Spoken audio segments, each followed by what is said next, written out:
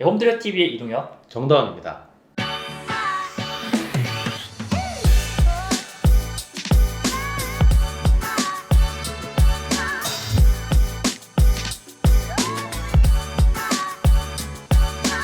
네, 2019년 월간 홈트리오 8호로 첫 번째 모델 발표되었습니다.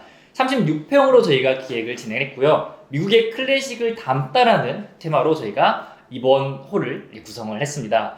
아무래도 클래식한 미국의 느낌을 좋아하시는 분들 같은 경우에는 눈이 번쩍 뜰 만한 그런 모델이라고 생각을 합니다. 네, 기호 잠깐만 보고 갈게요. 네, 건축 면적이에요. 117.49제곱미터, 1층은 75.05제곱미터, 2층은 42.44제곱미터로 총 건축 면적 36평으로 저희가 설계를 진행했습니다. 2층 주택이고요. 아마 4인 가족, 특히 처음 전원주택을 생각해 보시는 분들 같은 경우에는 굉장히 메리트를 느낄 수 있을 만한 주택이다 이렇게 생각을 합니다.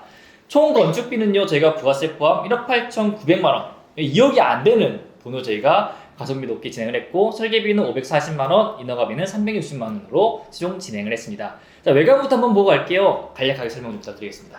저희 홈트리오에서 발표하고 있는 이제 월간 홈트리오에서 외장재 쪽으로만 봤을 때는 가장 가성비 있는 아이템으로만 저희가 준비를 했었는데, 저희 홈트리오에서도 사실 고급화 전략을 통해서 막 고급 자재들 소개하고 막 예쁜 정말 일반적인 사람들이 짓기도 힘든 보기도 힘든 것들을 설계 도면만을 통해서 소개를 해드리고 싶은데도, 저희가 항상 이제 현실을 직시하고 건축주님들께서 다가서기 쉬운 모델로 저희가 월간 홈트리오를 한 번씩 구성하기도 하는데, 바로 그런 모델입니다. 미국에 가게 되면 이제 빌리지의 형태를 이루고 있는 집들 중에 가장 흔하게 볼 수 있는 집들이고요. 이런 전원주택 문화를 처음 접하는 건축주님들께서는 이런 미국식 주택 그리고 북미식 주택에 대해서 한번 꼭 보고 넘어가시는 게 제일 좋을 것 같습니다. 왜냐하면 우리나라도 목조주택이 이제 들어온 지가 벌써 수십 년이 됐기 때문에 북미권의 어떤 기술력이 우리나라로 들어와서 다 우리나라화 된 지가 꽤나 오랜 기간이 됐습니다. 그래서 이제 목조주택이라고 한다면은 외국식, 클래식한 이런 느낌들을 많이 사라지고 있는 것 같아요. 그래서 저는 이러한 북미의 원형의 모습을 가지고 있는 전원주택의 모양을 아직도 선호하는 건축주님들이 많다라고 해서 저희가 가장 가성비 있는 외장, 가성비 있는 내장, 가성비 있는 도면, 이런 내부 평면을 통해서 건축주님들 소개시켜 드리려고 8월 첫 번째 홀을 찍게 됐습니다. 솔직히 한 10년 전에 저희가 처음 이제 이 주택 사업을 하고 진출했을 때는 오늘 발표된 모델이 거의 주였어요. 그렇잖아요. 네. 이게 뭐 30% 40%를 네네네. 기와집 아니면 다 이거였어요. 그 당시에는 이제 어떻게 보면은 이제 일본식과 그 북미식, 미국식, 유럽식이 막 혼재되어져 있는, 그러니까 기와나 징크가 아니라고 하면은 거의 이번 모델처럼 약간 북미 스타일의 느낌으로 거의 지었었는데, 그 당시에는 오히려 모던 스타일이 굉장히 좀 드문 케이스, 그렇죠. 유니크한 느낌이었는데, 요즘에는 반대로 워낙 모던 스타일이나 이제 북유럽식의 기아 주택들이 워낙 많이 형성돼 있다 보니까 이렇게 정통 느낌의 미국식 스타일의 주택은 찾아보기 힘들다. 네. 뭐 아주 예쁘다, 그리고 뭐 아주 특별하다 이런 느낌을 사실은 받기 힘듭니다. 늘상 봐오던 전통적인 모습을 택하고 있기 때문에, 또 뭐 한국식 기와가 전통이라면 미국에는 또 이러한 집이 전통이 있는 집입니다. 그래서 지어놓고 보게 된다면 전혀 질리지 않는 집들 중에 속하고요. 빌리지로 이루고 내가 그 안에 맨 마지막 후발주자로 들어가서 이 집을 짓더라도 이 빌리지의 한 채구나 라고 느낄 수 있는 집이라서 어떤 걸 튀지 않아 하고 싶어하는 건축님들께는 딱인 것 같아요. 금액도 딱, 모양도 딱인 것 같습니다. 여러분들이 처음 이 집을 짓기 시작하면서 실수하는 부분 중에 하나가 점점점 돈을 들인다는 거죠. 네. 처음에 생겼던 요것만 해도 괜찮은데, 하다 보니 옆집보다 높게 지어야 되고, 또 옆집보다 좋은 걸 갖다 붙여야 되고, 옆집보다 크게 지어야 된다는 이런 생각들 때문에 돈이 계속 올라가는데, 이 미국식 스타일의 주택 같은 경우에는 가성비, 일단 첫 번째 가성비. 그리고 그냥 처음 생활하시는 분들에게는 가장 적합한 모델이지 않을까 생각이 듭니다. 평면 한번 볼게요. 설명 좀 부탁드릴게요. 평면도 아주 간단하고요. 실생활권에서 가장 많이 쓰이는 면적만을 뒀다고 보시면 될 것 같습니다. 크게 설명하지 않겠습니다. 주방, 거실, 방 딱 이렇게 이어져 있고, 현관으로 들어와서 바로 2층으로 올라가게 되는데 2층 구조마저도 필요한 것만 두고 다른 것들은 다 배제했습니다.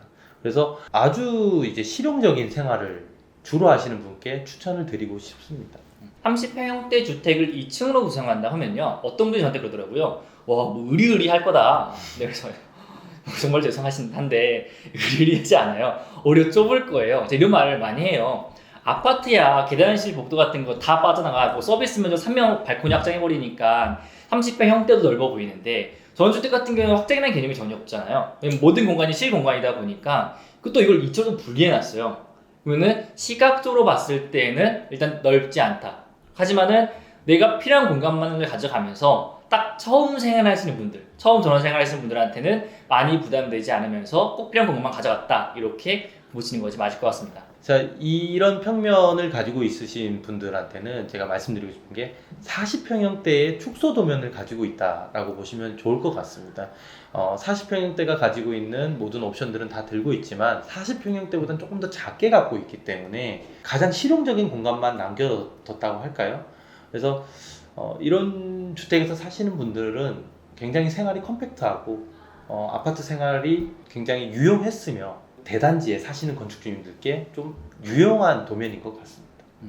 그러니까 이번 주택을 자세히 보면요, 특징적인 것들이 현관, 그리고 방, 주방, 거실, 다용도실, 2층에 자녀 룸까지 보게 되면 최소의 면적이에요. 네, 더 이상 줄일 수 없는 면적을 저희가 구성해놨어요.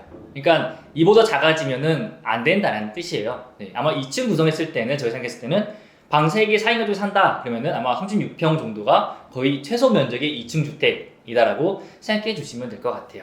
이런 주택들은 가장 베이직한 도면이고 가장 어떤 기준이 될 수 있는 도면이기 때문에 이 도면을 가지고 한번 재밌게 건축주님들께서 꿈을 이뤄보는 구성을 해보셨으면 하는 마음이 있습니다. 네, 하단부에는 일단 파벽돌이죠. 도적식이 아니라 가성비 높은 파벽돌로 무게감을 잡아주고 또 오염도 줄여주고요. 위에는 깔끔한 스타코 플러스 화이트톤으로 마감을 한, 그리고 북미식 기역제형 주택으로 마감한 이 디자인은 솔직히 가성비라는 단어를 쓸 수 있는 거의 유일무이한 주제라 생각을 해요. 확실한 처마, 그리고 박공지문과 모임지부, 그리고 창문을 보시면요, 주문 제작이 하나도 없어요. 전부 다 기성 창문을 썼어요. 네, 그렇기 때문에 아마 이번 주택을 보시면서 또 금액과 같이 매치해 보시게 되면은 본인이 생각했던 금액보다 조금은 저렴하네 라는 생각을 가지실 수 있으실 겁니다. 네, 이번 월컴트 8월 첫 번째는 여기까지고요. 다음 모델에서도 좀 더 알차고 재밌는 모델로 찾아뵙도록 하겠습니다. 감사합니다. 네, 이 영상이 도움이 되셨다면 구독과 좋아요 눌러주세요.